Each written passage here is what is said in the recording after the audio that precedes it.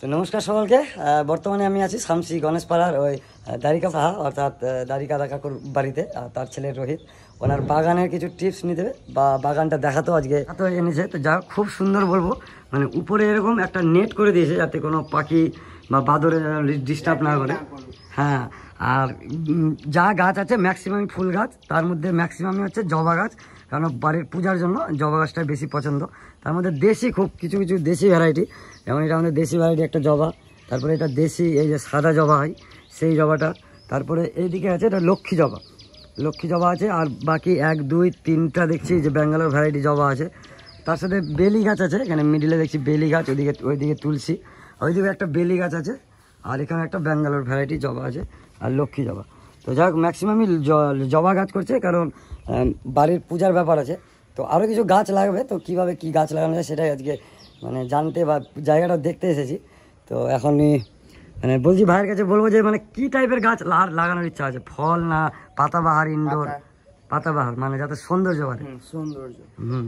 ঠিক আছে, জায়গা এই যে ফাঁকা জায়গা আছে এতেই কিন্তু এখনও মানে অনেক কিছু কিছু টব থেকে যাবে, আমি ওকে টব সমিতির প্রয়োজনে দিয়ে দেবো।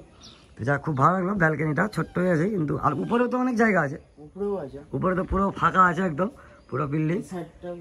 হ্যাঁ, আর ভাই যেহেতু কিছুদিন আগে আপনারা সকলে জানেন অ্যাক্সিডেন্ট হয়েছিল, তার জন্য তার বাড়িতেই কিন্তু নিজের একটা ইউনিট করে নিয়েছে জিমের, যে দেখা যাচ্ছে এখানে সাইক্লিং আছে, আর এটাকে কি বলে রানিং মেশিন, আর এটা আছে সাইক্লিং মেশিন।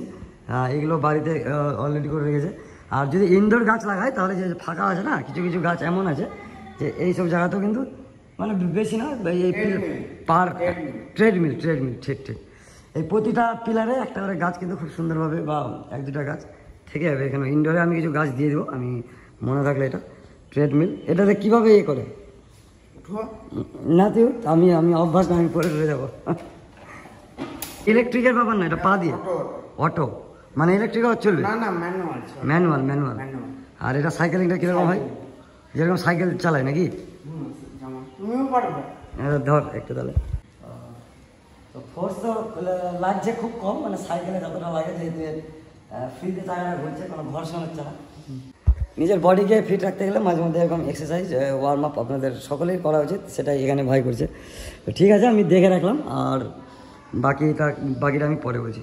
যাই হোক, আজকে ভিডিওটা এখানে রাখছি, দেখা হচ্ছে পরবর্তী ভিডিওতে। আর হ্যাঁ, বেলকনি বাগানটা কীরকম লাগলো জানাতে অবশ্যই কিন্তু বলবেন। Thank you.